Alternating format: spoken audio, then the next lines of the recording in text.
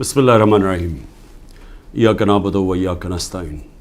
میرے پاکستانیوں، سب سے پہلے تو یوب کے اندر جو ہمارے فوجی شہید ہوئے اور جو زخمی ہوئے، میں ساری قوم کی طرف سے ان کے خاندانوں کو، ان کے بہن بھائی، رشتہ دار، بیوی، بچے، ماں باپ، ہم سب ساری قوم کی طرف سے آپ کے لیے دعا کرتے ہیں کہ اللہ آپ کو صبر دے اور آپ کو طاقت دے یہ مشکل وقت کا سامنا کرنے کے لیے۔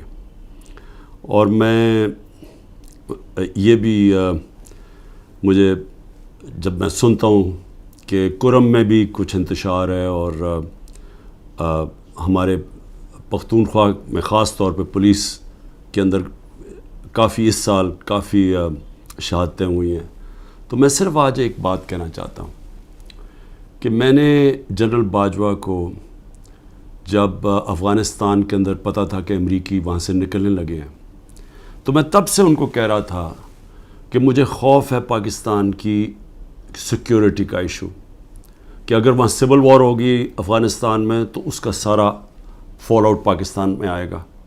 میں اپنی کیبنٹ کو بتاتا رہا، ساری میری کیبنٹ گواہ ہے کہ میں ان سب کو کہتا تھا کہ جو 21 اور 22 کی سردیاں وہ ہمارے لیے بہت اہم، کرٹیکل ہیں، مشکل ہیں، سب کو میں بتاتا تھا۔ اور میں نے جب جنرل فیض کی بات کی اور جنرل باجوہ کو میں نے سمجھایا کہ صرف جنرل فیض کو سردیوں تک اس لیے رکھنا چاہتا ہوں کہ وہ 5 سال سے وہ سیکیورٹی چیف ہیں، انٹیلیجنس کے چیف تھے پاکستان میں، ان کے رابطے تھے افغانستان کے طالبان سے بھی، دوسری حکومت سے بھی، اور ان کا ہونا اس وقت بڑا ضروری تھا جب یہ چینج اوور ہو رہا ہو۔ تو میں نے کبھی بھی یہ نہیں سوچا تھا کہ آرمی چیف جنرل فیض کو میں نے بنانا ہے، کیونکہ مجھے تو پتہ ہی نہیں تھا باقی کون تھے جو رننگ میں تھے۔ لیکن یہ جنرل باجوہ نے اپنی ان کو لوگوں کو بتایا ہوا تھا کہ عمران خان نے فیصلہ کیا ہوا ہے، ان کو میرے خلاف کیا۔ اور جو اصل ایشو تھا کہ جب یہ چینج اوور ہو رہا تھا افغانستان میں، تو یہ بڑا امپورٹنٹ تھا کہ اس وقت جو ایکسپیرینسڈ سیکیورٹی چیف تھا وہ ڈیل کرتا، کیونکہ اگر ہم نے، اور میں میری کیبنٹ گواہ اس کی، میں بار بار کہتا گیا کہ اگر ہم نے یہ صحیح طرح ٹرانزیشن ہم نے نہ کی تو پاکستان کو مسئلے مسائل آئیں گے۔ اور شروع میں کچھ نہیں ہوا، لیکن کیونکہ نہ ٹائم دیا گورنمنٹ نے، جو انہوں نے فیڈرل گورنمنٹ لے کے آئے، نہ ان کو کوئی انٹرسٹ تھا، یہ تو اپنے چوریاں معاف کرنے میں لگ گئے آتے ساتھ ہی، نہ ان کو سمجھ تھی۔ اس کے علاوہ جو مسئلہ آیا، جیسے ہم نے گورنمنٹس اپنی پختونخوا کی اور یہ پنجاب کی جب ختم کی، اور یہ جو کیئر ٹیکر سیٹ اپ آیا، کیئر ٹیکر سیٹ اپ کو ان کو کوئی انٹرسٹ ہی نہیں ہے اس چیز کے اندر، نہ ان کی کوئی اہلیت ہے۔ پختونخوا کے کیئر ٹیکر سیٹ اپ کی بات کر رہا ہوں، وہاں ANP اور JUI وہاں حکومت کر رہی ہیں کیئر ٹیکر کے نام پہ، اور وہاں ذرا کرپشن کی ذرا ریٹس دیکھیں کہ جو کرپشن کس لیول کی ہو رہی ہے، لیکن کسی کو اس کی پرواہ نہیں ہے، صرف ایجنڈا ایک ہے کہ کس طرح تحریک انصاف کو ختم کرنا ہے۔ ہر روز تحریک انصاف کے لوگوں کے گھروں پہ جاتے ہیں، ان کو وہاں پختونخوا میں گاڑیاں اٹھا لیتے ہیں۔ پختونخوا کے اندر جدھر خاص طور پہ کنزرویٹو ہیں لوگ، ادھر گھروں میں بھی گھسنا شروع ہو گئے ہیں، اور صرف کوشش ادھر بھی اور سارے پاکستان میں ہے کہ اس وقت تحریک انصاف کو کیسے ختم کرنا ہے۔ سارا انٹیلیجنس ایجنسیز کی کانسنٹریشن بجائے یہ کہ وہ دیکھیں کہ ملک کو سیکیورٹی دیں، جو کہ یہ پھیلتی جا رہی ہے، یہ جو دہشت گردی ہے، بجائے اس کے اوپر کانسنٹریٹ کریں، وہ ساری کانسنٹریشن ہے کہ اس پارٹی کو کیسے ختم کرنا ہے۔ الیکشن آ رہے ہیں، الیکشن سے پہلے پارٹی کو کیسے ختم کرنا ہے۔ میں آج اس لیے بھی آپ سے بات کرنا چاہتا تھا کہ مجھے عجیب سی خبریں آ رہی ہیں، جو لوگ جن کو اس وقت رکھا ہوا ہے جیلوں کے اندر، اب کیا کوشش کی جا رہی ہے، اپروورز ڈھونڈے جا رہے ہیں ہمارے لیڈرشپ سے، یا وہ لوگ جو پکڑے ہوئے ہیں ان سے اپروور کیا بن رہے ہیں، اپروور کا وعدہ معاف گواہ کیا ہے کہ جی یہ کہیں کہ یہ عمران خان کے کہنے کے اوپر ہم نے یہ کور کمانڈر کے گھر میں حملہ کیا، اور وہاں جا کے یہ بھی سننے ہیں، ذرا سنیں بات، کہ وہاں جو کاغذات جو سیکرٹ فائلز پڑی تھی ان کو کسی طرح آگ لگانی تھی یا کیا کرنا تھا۔ یہ عمران خان کہہ رہا ہے کہ فوجی انسٹالیشنز کے اوپر اٹیک کرو، اور ادھر پھر کوئی سیکرٹ فائلز، یہ بھی کہیں 164 کے بیان لکھوانے کی کوشش ہو رہی ہے ان لوگوں سے، میجسٹریٹ کے سامنے جا کے کہے کہ جی عمران خان نے مجھے بھیجا تھا وہاں، اور آگ بھی لگانے کو، اور پھر وہ کوئی فائلیں بھی جلانے کو۔ اب میں جو یہ کرنے کی کوشش کر رہے ہیں، میرا آپ سے سوال ہے، پہلی چیز کہ کیا یہ پبلک مان جائے گی اس کو کہ عمران خان چاہے گا کہ فوجی نہتے شہریوں سے فوج کے اوپر اٹیک کروائے گا عمران خان؟ یا تو چلیں یہ کہنا بغاوت کا مطلب ہوتا ہے کہ بندوقوں سے اٹیک ہوتا ہے، سول وار میں دونوں طرف بندوقیں ہوتی ہیں، آپ سول وار کی بات کر رہے ہیں نا، بغاوت کیا؟ اپنی فوج کے خلاف اگر عمران خان کرے گا تو وہ کوئی عورتیں جن کو پکڑا ہوا ہے، کیا وہ عورتیں جائیں گی وہاں، اور وہاں نوجوان جائیں گے جن کے پاس کوئی ہتھیار نہیں ہوں گے، وہ جا کے اٹیک کریں گے فوج کو؟ کوئی یہ عقل ہے؟ یہ کیا یہ لوگ مان لیں گے یہ؟ اور پھر بیان یہ دے رہے ہیں کہ کوئی کاغذات وہاں، کوئی میں نے ملک کی سیکرٹس کے اوپر کوئی کچھ کرنا تھا، یعنی میں نے کوئی ان کی سیکرٹ فائلز کوئی جلانی تھی یا کیا کرنی تھی۔ عمران خان کا جینا مرنا پاکستان میں، اس کی کوئی باہر نہ پراپرٹیز ہے، نہ پیسہ ہے، نہ بینک اکاؤنٹس ہیں۔ کیا وہ جس ملک کے اندر جینا مرنا چاہے گا، وہ چاہے گا کہ اس ملک کی فوج تباہ ہو جائے؟ اور جب کہ اس کو پتہ ہے کہ ساتھ والا جو ہمارا ہمسایہ ہے، اس کے اندر جو RSS کی آئیڈیالوجی ہے، جو ان کا نظریہ ہے، وہ پاکستان کو تسلیم ہی نہیں کرتے، وہ جو مسلمانوں پہ ظلم کر رہے ہیں وہاں ہندوستان میں، تو ان کی تو پوری آئیڈیالوجی ہے اس چیز پہ، وہ تو پیچھے دیکھتے ہیں کہ جب سے مسلمان آئے ہماری ہندوستان کی تباہی ہوئی ہے، وہ تو ہمیں سارا ذمہ دار، ہر بری چیز کا ذمہ دار وہ مسلمانوں کو اور پھر پاکستانیوں کو ٹھہراتے ہیں۔ تو کیا عمران خان جو ایک آزاد انسان ہے، وہ چاہے گا کہ اپنی فوج کمزور ہو جائے؟ اور فوج کمزور ہونے کا مطلب کہ ملک پھر ٹوٹ جائے، کیونکہ اتنا بڑا جو ہمارا ہمسایہ جو مضبوط ہوتا جا رہا ہے، تو ان کے تو آپ تھنک ٹینکس میں دیکھیں، ان کے تو تھنک ٹینک کہتے ہیں کہ پاکستان کو 3 حصے میں کر دو۔ سو پہلے تو یہ جو 164 کا بیان ہے، یہ اگر لکھوا بھی لیں گے لوگوں سے، کیا یہ قوم مان جائے گی؟ کیا 9 مئی کا قوم مان گئی ہے کہ یہ عمران خان نے ساری سازش کی تھی؟ یعنی اپنے اوپر یہ حملہ کروایا پہلے کمانڈو سے، اور اپنے آپ کو پھر اس نے جیل میں ڈلوایا، اور پھر وہ سارا پلان کے تحت اس نے فوج کے اوپر حملہ کروا دی۔ کیا یہ قوم مان گئی ہے کہ یہ جو سازش ہے، بغاوت ہے، یہ قوم مان گئی ہے کہ عمران خان بہت بڑا غدار ہے؟ اور اگر آپ نے چیک کرنا ہے تو اوپینین پولز دیکھ لیں، سرویز اٹھا کے دیکھ لیں، کوئی سروے اٹھا کے دیکھ لیں، دکانوں میں نکل جائیں، بازاروں میں پوچھیں کہ کیا یہ واقعی عمران خان نے بغاوت کی تھی؟ اور میں آپ کو اس لیے یہ کہہ رہا ہوں کہ دیکھیں، جو پبلک اوپینین ہے وہ اس طرح کنٹرول نہیں ہو سکتا۔ آپ پروپیگنڈا سے پبلک اوپینین کو نہیں کنٹرول کر سکتے کہ یہ اگر 164 کا بیان آ بھی جائے گا، عمران خان کو جیل میں بھی ڈال دیں گے، سزا بھی دلوا دیں اس کو، سالوں میں جیل میں رکھ لیں، کیا قوم مان جائے گی اس کو؟ کیا دنیا مان جائے گی؟ کیا جو بیرون ملک پاکستانی ہمارا سب سے بڑا اثاثہ بیٹھا ہوا ہے، 1 کروڑ پاکستانی باہر بیٹھا ہوا ہے، جن کی دولت سارے 25 کروڑ پاکستانیوں سے زیادہ ہے، اور وہی پھر سے میں کہتا ہوں، جب انشاءاللہ اس ملک کو ہم اٹھائیں گے ایک دن، تو وہ ان کی انویسٹمنٹ آئے گی جو بچائے گی شروع میں پاکستان کو، اور پھر دنیا سے انویسٹمنٹ آئے گی۔ تو میں ایک تو یہ کہنا چاہتا تھا کہ یہ اور کئی لوگوں کے اوپر تشدد کیا گیا ہے، بری طرح تشدد کیا گیا، اور صرف یہ بیان دلوانے کے لیے۔ اس کے علاوہ جو ہمارے سینئر لوگوں کو رکھا ہوا ہے جیلوں کے اندر ابھی تک، ان سے صرف وہ کہ جی بس بیٹھ کے کہہ دے کہ میں تحریک انصاف چھوڑ رہا ہوں۔ پھر ایک اور سازش چل رہی ہے، وہ کیا ہے؟ سازش یہ ہے جی کہ ہمارے اندر لوگ چھوڑے ہوئے ہیں، ہماری اپنی پارٹی کے، اور وہ جو جن کو انہوں نے توڑ لیا، جن کو انہوں نے کہلوا دیا کہ جی اب تو عمران خان کے اوپر کانٹا ڈال گیا، اس نے تو آنا نہیں ہے، تو وہی لوگ جا کے ہمارے لوگوں کو، جو ہمارے ٹکٹ ہولڈرز ہیں پنجاب میں، یا جو ہمارے ایکس ایم پیز ہیں، ان کو جا کے کہہ رہے ہیں کہ جی اب عمران خان نے تو آنا نہیں ہے، اس کے اوپر تو فیصلہ ہو گیا کہ اس کے اوپر تو ہم نے کانٹا ڈال دیا، تو اس نے آنا نہیں ہے، پارٹی بھی ختم ہو جائے گی اب.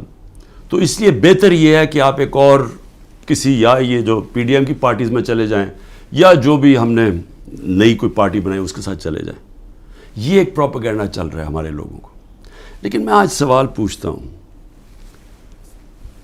کہ کیوں نہیں پارٹی ٹوٹ رہی؟ کیوں نہیں وہ لوگ جن کے گھروں پہ حملے ہو رہے ہیں، ان کے بیوی بچوں کے اوپر حملے، ان کو بھی نہیں بخش رہے، ان کے بہنیں، ان کے رشتہ دار، ان کے بزنسز، ان کو نہیں بخشا جا رہا؟ وہ ہو رہا ہے پاکستان میں جو میں کبھی بھی نہیں سوچتا تھا کہ ہماری ملک میں ہو سکتا ہے. نہ کوئی ہماری روایتوں کی کوئی فکر کرتا ہے، نہ جو ہمارا دین جو نبی صلی اللہ علیہ وسلم کی سنت تھی، حکم دیتے تھے کہ جنگ پہ جاؤ تو عورتیں بچے بوڑھوں کو، آپ نے دشمنوں کے عورتیں بچے بوڑھوں کو ہاتھ نہیں لگانا. یہاں نہ بوڑھے دیکھے جاتے ہیں، ماں باپ نہ دیکھے جاتے ہیں، نہ بچے دیکھے جاتے ہیں، نہ عورتیں. میری بہن، میری 3 بہنیں، ان تینوں کے کچھ نہ کچھ ان کے اوپر، ایک بہن کے اوپر کرپشن کیسز ڈالے ہوئے ہیں، دوسرے کے بیٹے کے اوپر FIR کاٹ دیے ہیں، ایک کے اوپر ایک کا بیٹا باہر چلا گیا، پاکستان سے باہر چلا گیا. تو ان سب کے اوپر کوئی نہ کوئی کیسز چل رہے ہیں، بیوی کے اوپر کیسز چل رہے ہیں. یہ کب تھا مجھے بتائیں کہ ہماری پولیٹکس میں یہ کب ہم اتنے نیچے گرے تھے؟ ہاں تھے، یہ نواز شریف کی خاص طور پہ، یہ شریف خاندان کا تھا کہ گھر کی عورتوں کے اوپر ہمیشہ اٹیک کرتے تھے. بے نظیر کی اور اس کی والدہ کی تصویریں انہوں نے لاہور کے اوپر نیچے پھینکی، گندی تصویریں. انہوں نے وہ جو ویڈیو ٹیپس، مریم ماہر ہے ٹیپس کے اوپر، وہ ٹیپس بنا لیتے ہیں، بلیک میل کرتے ہیں. یہ تو تھا ان کی روایت پرانی. لیکن یہ ہماری اس قوم کے اندر، ہمارے کبھی بھی ویلیو سسٹم میں اس طرح ہم کبھی بھی نہیں گرے تھے. اس کے علاوہ لوگوں کو اغوا کیا ہوا ہے. اور میں یہ ذرا بتا دوں کہ ہمارا اظہر ماشوانی، ہمارے وہ سوشل میڈیا کا، اس کا بھائی کو 2 مہینے سے اٹھایا ہوا ہے. ہمارا جو علی اوان ہے، ہمارے اسلام آباد سے جو MN ہے، ان کے بھائی کو، وہ ایک پروفیشنل ہے، اس کا تعلق ہی کوئی پارٹی سے نہیں ہے، اس کو اغوا کر کے لے گئے. شہزاد اکبر جو انگلینڈ گیا ہوا ہے، اس کے بھائی جو کہ نارمل نہیں ہے، اب نارمل ہے اس کا بھائی، اس کو اٹھا کے لے گئے، وہ غائب کیا ہوا ہے. یہ سب غائب کیے ہوئے ہیں. جب عدالت میں جاتے کہ جی پیش کرو، پولیس کہتی جو ہمیں پتہ ہی نہیں کدھر گئے.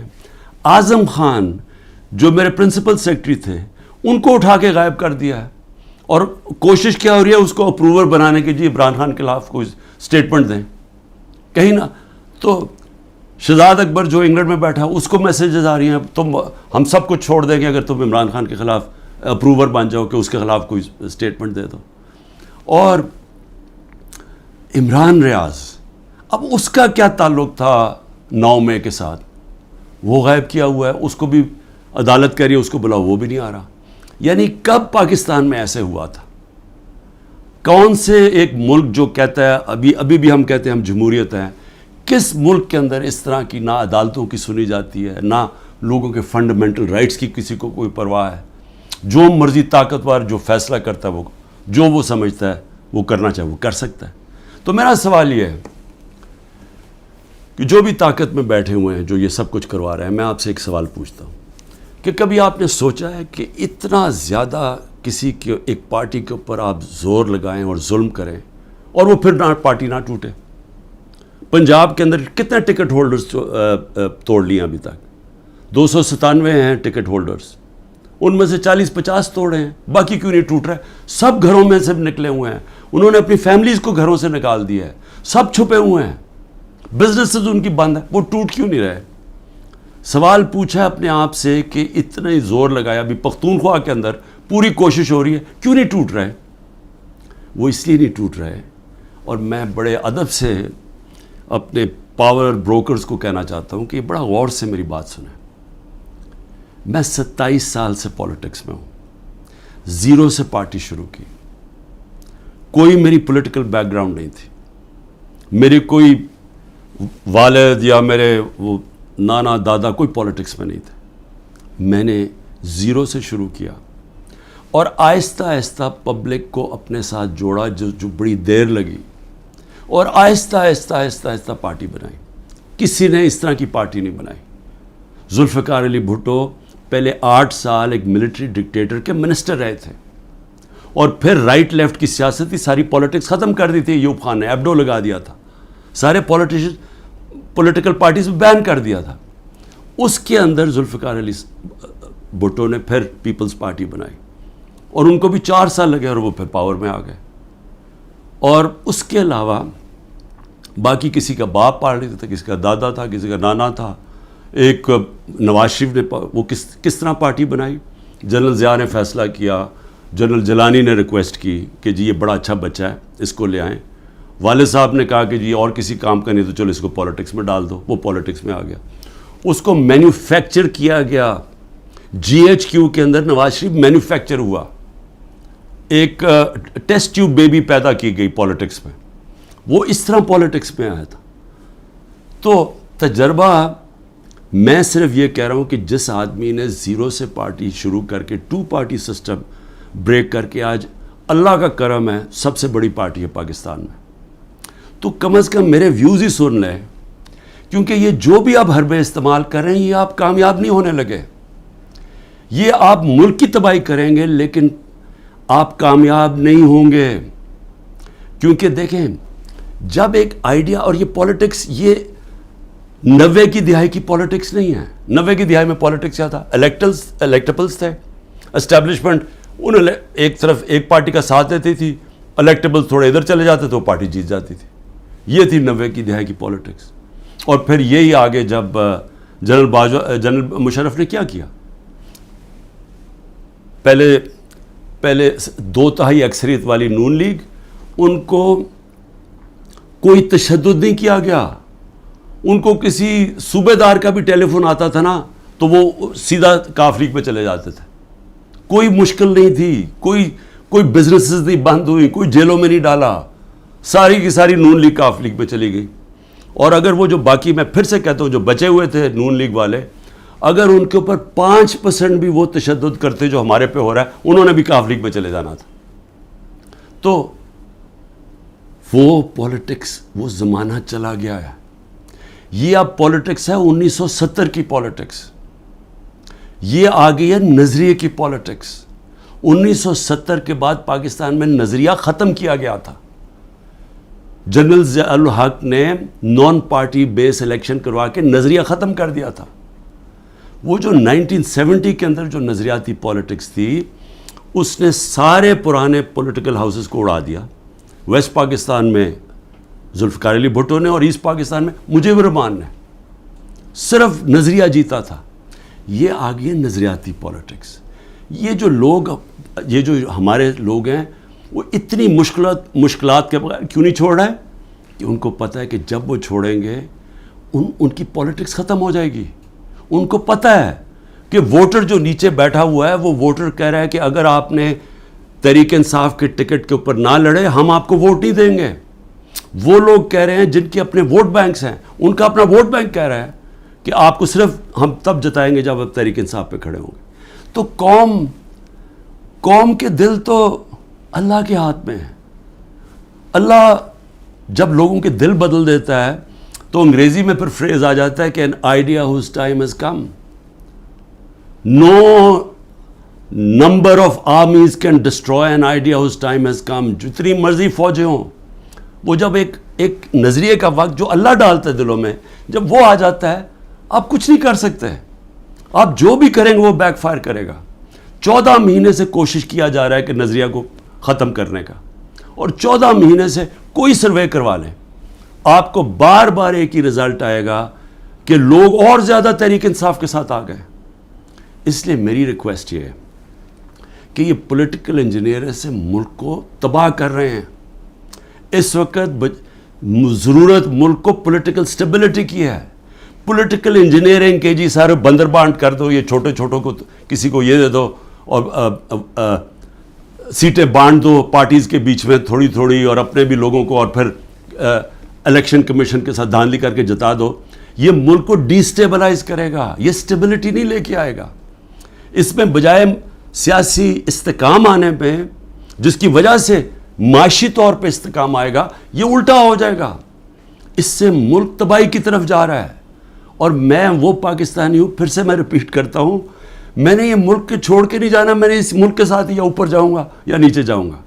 میں وہ پاکستانی آپ کو ایک ملک کی خاطر کہہ رہا ہوں کہ یہ راستہ نہ پکڑیں جس طرف ہم جا رہے ہیں، یہ ظلم نہ کریں. اس کا کوئی فائدہ نہیں ہونے لگا سوائے ملک کو نقصان ہونے لگا. اور یہ اگر خیال ہے اب تک آپ کا کہ میں اس پریشر میں آ جاؤں گا، یہ جو 180 کیسز ہیں 200 کر دیں، کیسز جیل میں ڈال دیں، ڈسکوالیفائی کر دیں، اس سے مجھے کوئی فرق نہیں پڑے گا، کیونکہ میں نے تو جو بھی ہوگا میں تو اپنے نظریے کے ساتھ کھڑا ہوں. لیکن یہ انجینئرنگ سے ملک کو وہ نقصان ہوگا جو ہماری معیشت کوئی بھی نہیں سنبھال سکے گا، اور وہ سب کے ہاتھ سے نکل جائے گی. تو ابھی بھی میں آخر میں یہ کہنا چاہتا ہوں کہ اگر یہ کہا جا رہا ہے جی کہ لیول پلینگ فیلڈ تب ہوگی جب نواز شریف آ جائے گا، تو ساروں کی تو کرپشن کیسز ختم کر دیے ہیں، تو رہ کیا گیا اب؟ تو اس کو بلا لیں واپس. وہ کیوں نہیں آ رہا پاکستان؟ چوری کر کے جیل کی سزا، جیل کی 10 سال کی سزا ملی ہوئی ہے، وہ اپنی کہتا ہے جی میری طبیعت نہیں ٹھیک، میں نے مر جانا ہے اگر مجھے برطانیہ نہ بھیجا، اس کو باہر بھیج دیا. یہ پرائم منسٹر نے عدالت میں ایفیڈیوٹ دیا اور ابھی تک کوئی ایکشن نہیں لیا، اور وہ وہاں بیٹھا ہوا اور وہاں جا کے پالیٹکس کر رہا ہے اور آرام سے زندگی انجوائے کر رہا ہے، انتظار کر رہا ہے کہ جب تک عمران خان جیل میں نہیں جاتا، پی ٹی آئی ختم نہیں ہوتی، وہ آتا نہیں. میں کہتا ہوں اس کو واپس بلا لیں، کیونکہ معاف تو ساروں کو کر ہی دیا ہے، اب تو کوئی کرپشن ایشو ہی نہیں گیا. اور میں صرف یہ کہتا ہوں کہ صرف یہ میرا ایک چیلنج ہے کہ جس حلقے سے بھی وہ کھڑا ہوگا میں اس حلقے سے کھڑا ہوتا ہوں، اور میں کوئی کیمپین بھی نہیں کروں گا. یہ ڈر ہے نا کہ عمران کو جیل میں ڈال دو، میں کیمپین بھی نہیں کرتا. لیکن میں آج آپ کو پاکستان کی عوام کی فیلنگ بتا رہا ہوں کہ یہ ملک بدل چکا ہے. یہ ملک کبھی بھی اس طرح کے لوگوں کو اب ووٹ نہیں دے گا. قوم کو سوشل میڈیا نے بدل دیا ہے، بچے کے اندر شعور آ گیا ہے. وہ چلے گئے دن جب جس کے اوپر شفقت کا ہاتھ اسٹیبلشمنٹ کا آتا تھا وہ جیت جاتا تھا. یہ آپ کو پچھلی جولائی کے اندر جب پنجاب کے الیکشنز ہوئے پتہ چل جانا چاہیے تھا کہ لوگوں کی موڈ کدھر جا رہی ہے. وہ اگر جولائی میں پورے جو اسٹیبلشمنٹ کی پوری مدد کیے بغیر کے ساتھ، اس کے باوجود الیکشن کمیشن کی پوری مدد، اگر اس کے باوجود ہار گئے تو اب کیا ہوگا ان کے ساتھ؟ تو اس لیے ان لوگوں کو جو اپنی اب سیاسی موت دیکھ رہے ہیں اور جو اسٹیبلشمنٹ کے پیچھے چھپ رہے ہیں، جن کو کوئی فکر نہیں ہے کہ ملک کو کیا ہوتا ہے، کیونکہ ان کے پیسے باہر پڑے ہیں، ان کے تو ڈالرز میں پیسے پڑے ہوئے ہیں، ان کو تو فرق نہیں پڑنا. تو یہ آڑ لے کے بیٹھے ہوئے ہیں کہ ہمیں اسٹیبلشمنٹ کسی طرح پی ٹی آئی کو ختم کرے، تاکہ جناب یہ ان کے پھر جو 30 سال سے پیسہ کھا رہے ہیں ملک کا اور باہر بھیج رہے ہیں، یہ اپنے وہ دھندے پہ لگ جائیں. یہ ان کی ہے. لیکن جن لوگوں کا جینا مرنا پاکستان میں ہے، ان کو تو سوچنا چاہیے کہ یہ تباہی کی طرف ملک کو نہ لے کے جائیں. پاکستان زندہ باد.